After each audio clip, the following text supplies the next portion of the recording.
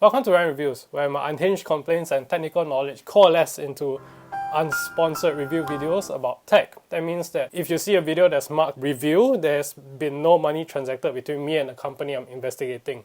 And this channel and we are funded by your views and your kind donations. Thank you for your support, it really helps a lot. And if you wish to donate, I'll be adding a QR PayNow donation code somewhere in the video which you can scan. But back to the topic at hand. As a cheapo on the hunt for the best value of anything, I've always recommended to everyone that they should fully pay up for a phone and sign up for a SIM-only plan. Rather than be tied down to a contract over 2 years, you're paying less and you don't get burdened by expensive monthly bills with subpar data allowance. It's simple math. And I'll be reviewing all three telcos 5G plans in depth. So the biggest differences that will also change how you spend your money too, and then work from there. But before I begin, I had to consider how I should approach this in a meaningful way that's useful to you as a consumer and myself, because I'm paying for all these plans.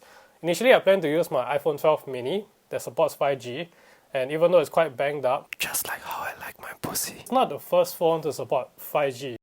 Introducing iPhone 12. To tell you all about it, I'd like to hand it over to Cayenne. Let's take a closer look at iPhone 12 with 5G. Apple's announcement lit a fire under the three telcos' butt to accelerate their rollout. And since it's been over 2 years, chances are you might be looking for a SIM-only plan since you're out of contract, and it's something you can save money on given inflation in 2023, rising wanton mee chicken rice costs. It's even in M1's marketing that my iPhone 12 mini supports 5G, and we got to try 5G for free, thanks M1, but for some reason, M1's current SIM-only 5G plan doesn't support iPhone 12 mini.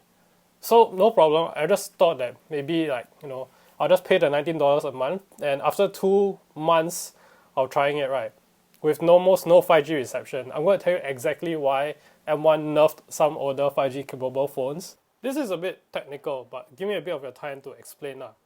This is the current 4G implementation, right? I own an iPhone 12 mini and a Pixel 6a, and in terms of 4G maturity, they have many years ahead. Then they've matured, you can use the phone internationally, locally, 4G, no issues. These phones connect to cell towers, the giant things, and then it's connected to the server at the back end. So when telcos, they're upgrading from 4G to 5G, they have to choose to upgrade either this, or both. And there are many terminologies surrounding this, but essentially M1 and StarHub, they chose to upgrade both at the same time. That's called 5G SA. Give me a moment. A few moments later. And it's called 5G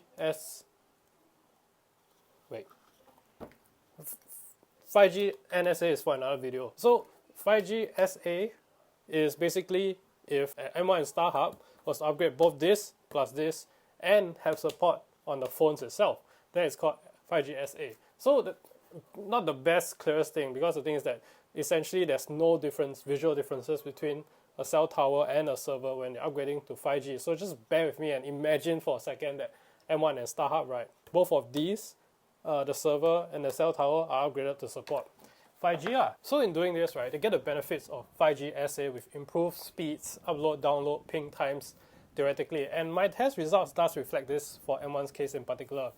But there are downsides to this arrangement, so stick with me. Both M1 and StarHub had to fork out a shit ton of money to upgrade both ends at the same time. It's a lot of money. Consider that they also require technicians that may need time to set up, to learn, to maintain, support an entirely new infrastructure. And because they're adding 5G equipment into their system or their existing workflow, I'm presuming at this point that the 5G SA is completely separate from the 4G infrastructure.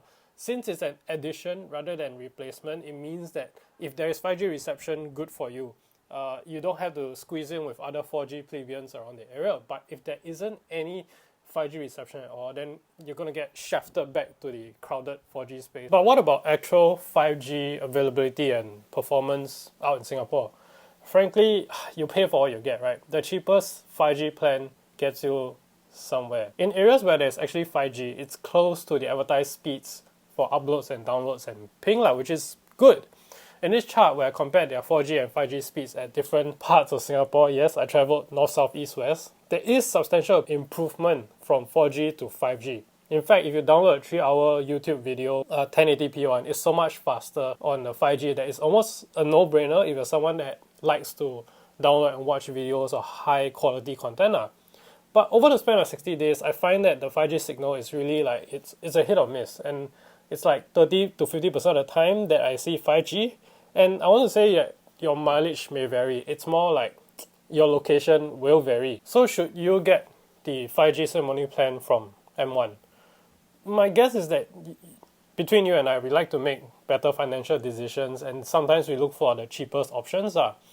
And in this case, it's kind of hard to recommend something like this, like M1's options, where it's not like very island-wide like they claim to be, and you're sort of paying for an extra lane of 5G and not necessarily like you get 4G everywhere in Singapore. And the thing is, you need a phone that supports M1's 5G SA. So with the signal being hit or miss, I say maybe it's better to look elsewhere for a 5G plan. In any case, I've got more review videos coming with Singtel and StarHub. So if you have any questions, remember you can ask me down below. I'll answer them. Remember to donate.